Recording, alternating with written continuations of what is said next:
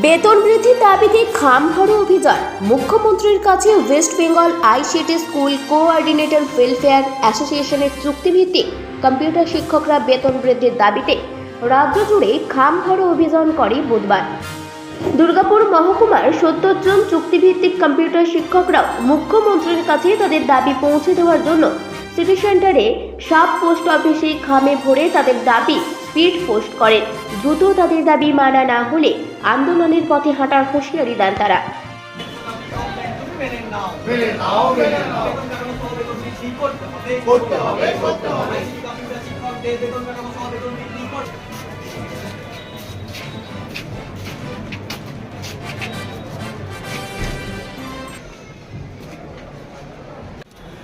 আমরা আজকে গোটা পশ্চিমবঙ্গ জুড়ে খামভরো অভিযান করছি।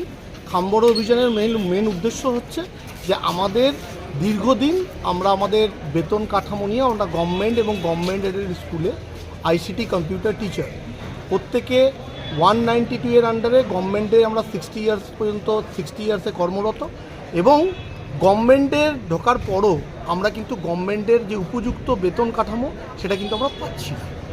তার জন্য আমরা মুখ্যমন্ত্রীর কাছে আবেদন করছি। আমরা এর মধ্যেই জেনেছি যে একটা আমাদের জন্য একটা ফাইল হয়েছে, সেই ফাইলটা দীর্ঘদিন পড়ে আছে, সেই ফাইলটা যাতে আমাদেরকে অনুমোদন দেন মুখ্যমন্ত্রী, তার জন্যই আমাদের আবেদন। এবং গোটা পশ্চিমবঙ্গ জুড়ে আজকের এই কর্মসূচি আমরা পালন করছি। সমস্ত জেলা জুড়ে প্রায় ৬,৫০০ computer teacher. Durgapur sub division ৭০ জনের মতন আমাদের কম্পিউটার টিচার রয়েছে।